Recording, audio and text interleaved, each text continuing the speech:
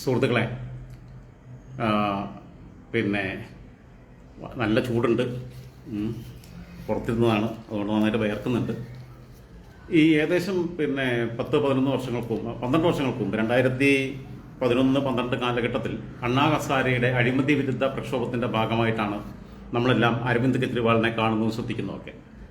അരവിന്ദ് കെജ്രിവാളും കിരൺ ബേദിയുമായിരുന്നു അദ്ദേഹത്തിൻ്റെ അപ്പുറത്തും ഇടത്തും വലത്തുമായിട്ടിരുന്നിട്ട് അന്ന് ആ സമരത്തെ നിയന്ത്രിച്ചുകൊണ്ടിരുന്നത്. കിരൺ ബേദി ഇങ്ങനെ അണ്ണാ അണ്ണാ എന്ന് പറഞ്ഞ് അലറും. അതെല്ലാം കഴിഞ്ഞ് 2013 ആകുമ്പോഴേക്ക് രണ്ടുപേരും രാഷ്ട്രീയത്തിലേക്ക് പ്രവേശിക്കുകയാണ്.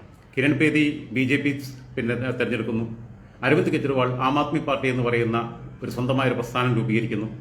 അതിൻ്റെ ബുദ്ധി കേന്ദ്രം യോഗേന്ദ്ര യാദവ് ആയിരുന്നു. ആ യോഗേന്ദ്ര യാദവിനെ തന്നെ അധികാരത്തിൽ വന്നതിന് ശേഷം ആദ്യം അദ്ദേഹം ചവിട്ടിപ്പുറത്താക്കി.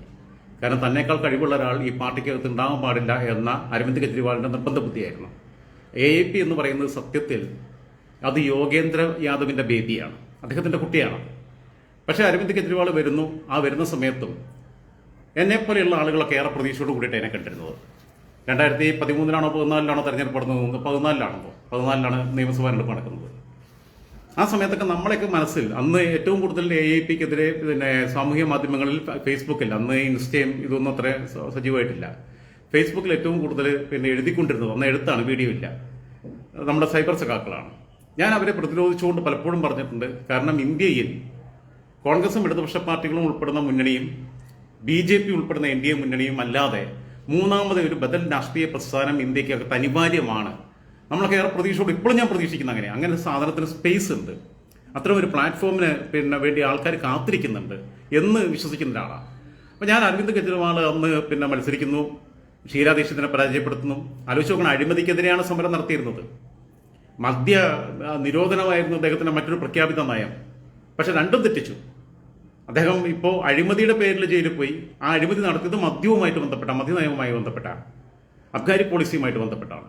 അതിലെ കൂട്ടുപ്രതി എന്ന് പറയുന്നത് ഇന്ത്യയിലെ ഏറ്റവും വലിയ അഴിമതിക്കാരനായിട്ടുള്ള ചന്ദ്രശേഖർ റാവുവിൻ്റെ, ഇപ്പോൾ കോൺഗ്രസിന്റെ മുമ്പിൽ പരാജയപ്പെട്ടു പോയ തെലങ്കാനയിലെ മുൻ മുഖ്യമന്ത്രി ചന്ദ്രശേഖർ റാവുവിൻ്റെ മകൾ കവിതയാണ്. ആലോചിച്ച് നോക്കണം ആരായിട്ടാണ് കൂട്ടുപ്രതി എന്നുള്ളത്. കൂട്ടുകച്ചവടമായിരുന്നു. ആ മദ്യനയത്തിൻ്റെ വിശദാംശങ്ങളൊക്കെ ഞാൻ മുമ്പ് പറഞ്ഞിട്ടുള്ളതാണ്. അതിൻ്റെ പ്രശ്നങ്ങൾ എന്താണ്, എന്തൊക്കെയാണ് ഇതിൻ്റെ ഡിഫക്റ്റ്, എന്തായിരുന്നു ഇവരുടെ പർപ്പസ് എന്നുള്ളതൊക്കെ. നികുതി ഒഴിവാക്കുകയും വില കുറയ്ക്കാതിരിക്കുകയും ചെയ്യുക, എന്നിട്ട് നികുതി അടയ്ക്കേണ്ട പൈസ ഇവർ നേരിട്ട് മേടിക്കുക. ഇതങ്ങനെ ചെയ്തിട്ടുള്ളത്. അത് പ്രത്യേക അവർ ലിസ്റ്റ് ചെയ്തിട്ടുള്ള കമ്പനികളുടെ മദ്യം മാത്രമേ ഔട്ട്ലെറ്റുകളിൽ വിൽക്കാൻ പാടുള്ളൂ എന്നുള്ള നിർബന്ധ ബുദ്ധി ഉണ്ടാക്കുക. കോടികളുടെ അഴിമതി നടത്തിയത്. എന്തായിരുന്നാലും അന്ന് 2014 അദ്ദേഹം മത്സരിക്കുമ്പോൾ അദ്ദേഹം ജയിക്കണം എന്ന് ആഗ്രഹിച്ച ഒരാളാണ് ഞാൻ. അദ്ദേഹം കിരൺ ബേദി തോറ്റു പോകണമെന്ന് ആഗ്രഹിച്ചാണ്. എൻ്റെ ആഗ്രഹങ്ങളെല്ലാം നടന്നിരുന്നു. അന്ന് AAP അധികാരത്തിലും വന്നു. പക്ഷേ ആ പ്രതീക്ഷയെല്ലാം പിന്നീട് തെറ്റിച്ചു. ഇപ്പം തന്നെ നിങ്ങൾ ആലോചിക്കുക, അഴിമതി ബാക്കിയുള്ളതൊക്കെ വിട്ടുകളയും.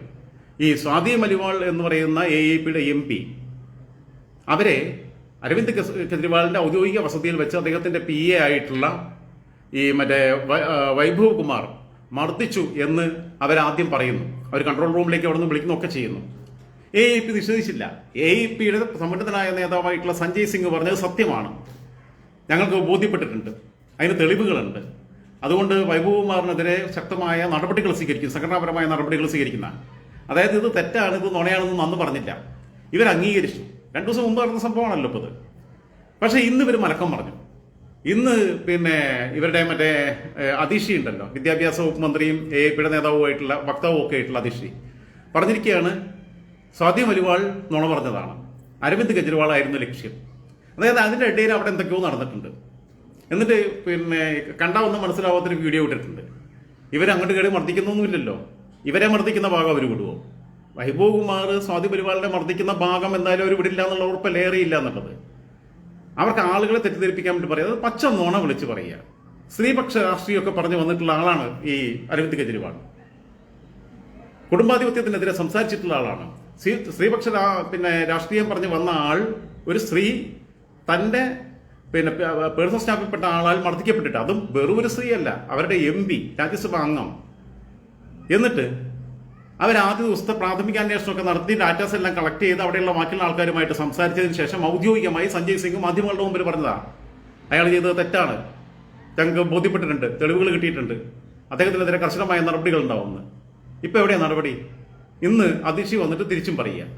അപ്പോൾ അരവിന്ദ് കെജ്രിവാൾ ഞാൻ പറഞ്ഞല്ലോ, കുറേ കാലങ്ങളായി നുണ പറയുന്നതിൽ വലിയ ശീലമാണ്. കുടുംബാധിപത്യത്തിനെതിരെ സംസാരിച്ച് വന്ന ആൾ ജയിലിൽ പോയപ്പോൾ ഇന്ത്യ സഖ്യത്തിന്റെ റാലിയിൽ ആ പാർട്ടിയെ പ്രതിനിധീകരിച്ചുകൊണ്ട് സംസാരിച്ചത് ഇദ്ദേഹത്തിന്റെ ഭാര്യ സുനിതയാണ്. കുടുംബാധിപത്യല്ലേ അപ്പത്?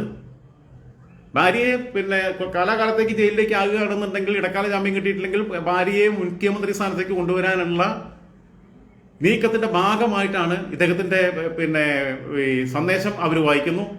അവരതിനകത്ത് AAPയെ പ്രതിനിധീകരിച്ച് പങ്കെടുക്കുന്നൊക്കെ ചെയ്തത്. പക്ഷെ എന്തായിരുന്നാലും ഭാഗ്യത്തിന് ഇടക്കാല ജാമ്യം കിട്ടി. എങ്ങനെയെങ്കിലും ഇന്ത്യ സഖ്യത്തിന് ഭൂരിപക്ഷം കിട്ടിയാൽ പ്രധാനമന്ത്രി സ്ഥാനമാണ് ഇദ്ദേഹത്തിന്റെ ലക്ഷ്യം. മമതയുമായിട്ടും മറ്റുള്ളവരായിട്ട് ഇദ്ദേഹം അനുരഞ്ജനത്തിന്റെ ഭാഷയിൽ പോവുക. ഈ രാഹുൽ ഗാന്ധിക്ക് ഇത് മനസ്സിലാവണില്ല. കനയ്യകുമാറിനെ കൊണ്ടൊന്ന് അവിടെ ഇട്ടിട്ടുണ്ട്. AAPക്കാർ തന്നെ ചിലപ്പോൾ തോപ്പിക്കും. കനയ്യകുമാറിനെ അവിടെ കൊണ്ടിട്ടത്, കോൺഗ്രസിന്റെ സ്ഥാനാർത്ഥിയായിട്ട് ദില്ലിയിൽ കൊണ്ടിട്ടത്. ആ രീതിയിലാണ് ഇവരുടെ അണികൾ തമ്മിലും ചർച്ചയില്ല. കാരണം കോൺഗ്രസിനെതിരെയാണ് ഇയാൾ ഫൈറ്റ് ചെയ്ത് വന്നത്. സ്വതന്ത്രമായിട്ട് നിൽക്കുകയാണെങ്കിൽ പിന്നീട് നിലപാടുണ്ട്. എന്തൊക്കെ പറഞ്ഞാലും ഇയാളുടെ ഭഗവന്ത് സിംഗ് മാൻ പഞ്ചാബിൽ ഒരു കൃത്യമായ സ്റ്റാൻഡിലൊക്കെ പോകുന്നുണ്ട്. ദേശീയ രാഷ്ട്രീയത്തിലൊന്നും ഭഗവന്ത് സിംഗ് മാന് വലിയ താല്പര്യമൊന്നുമില്ല. ഭഗവന്ത് സിംഗ് മാന് പഞ്ചാബിലെ കാര്യങ്ങൾ നോക്കണം, വൈകുന്നേരം ആയാലും 4-5 അടിക്കണം, അത്രയൊക്കെ ഉള്ളൂ. ഇപ്പൊ ആദ്യം അദ്ദേഹം മദ്യപിക്കില്ല എന്നൊക്കെ പ്രഖ്യാപിച്ച് ചിലപ്പോൾ മദ്യപിച്ച് ശീലിച്ച ഒരാൾക്ക് പെട്ടെന്ന് നിർത്താനും പറ്റില്ല. അതൊക്കെ അയാളുടെ പേഴ്സണൽ കാര്യമാണ്. മുഖ്യമന്ത്രി പ്രധാനമന്ത്രി ഒക്കെ അടിക്കട്ടെ എന്നുള്ള അഭിപ്രായക്കാരനാണ് ഞാൻ. പക്ഷെ നല്ല സാധനം നാട്ടുകാർക്ക് കൂടി കൊടുക്കണം, അത്രയേ ഉള്ളൂ. എന്തായിരുന്നാലും അരവിന്ദ് കെജ്രിവാൾ ആവർത്തിച്ച് നുണ പറയുന്നു. അദ്ദേഹത്തിന്റെ പൊളിറ്റിക്കൽ ക്രെഡിബിലിറ്റി നഷ്ടപ്പെടുത്തി കഴിഞ്ഞിരിക്കുന്നു. വ്യക്തിപരമായ അദ്ദേഹത്തിന്റെ വിശ്വാസ്യതയെ നഷ്ടപ്പെട്ടുകൊണ്ടിരിക്കുകയാണ്. AAP എന്ന പാർട്ടിയുടെ പൊളിറ്റിക്കൽ ഐഡന്റിറ്റി നഷ്ടപ്പെടുത്തി കളഞ്ഞിരിക്കുന്നു. കാരണം മദ്യ നയവുമായിട്ട് ബന്ധപ്പെട്ട്, അഴിമതിയുമായി ബന്ധപ്പെട്ടൊക്കെ അവർ ഉയർത്തിക്കൊണ്ടുവന്ന ചൂലും കൊണ്ട് നാട് മുഴുവൻ നന്നാക്കുമെന്ന് പറഞ്ഞവര് ഇവരെ പിടിച്ചടിച്ച് ചൂലും കൊണ്ട് പുറത്താക്കേണ്ടുന്ന ഗതികേടിലേക്ക് ജനങ്ങളെ എത്തിക്കുകയാണ് ചെയ്യുന്നത്. ഏതായിരുന്നാലും ലോക്സഭാ തെരഞ്ഞെടുപ്പിന്റെ റിസൾട്ട് വരെ കാത്തിരിക്കാം. ഇപ്പം ഈ സ്വീകരിക്കുന്ന നിലപാട് ഒറ്റ ദിവസം കൊണ്ടും 2 ദിവസം കൊണ്ടും വാക്ക് മാറ്റി പറയുന്ന നിലപാട് നമ്മൾ ഇതുവരെ കണ്ടിട്ടുള്ള എല്ലാ രാഷ്ട്രീയ പാർട്ടികളിൽ നിന്നും AAPക്ക് ഒരു വ്യത്യാസവുമില്ല എന്ന് നമ്മളെ ബോധ്യപ്പെടുത്തുന്നതാണ് എന്ന് മാത്രമാണ് പറയാനുള്ളത്.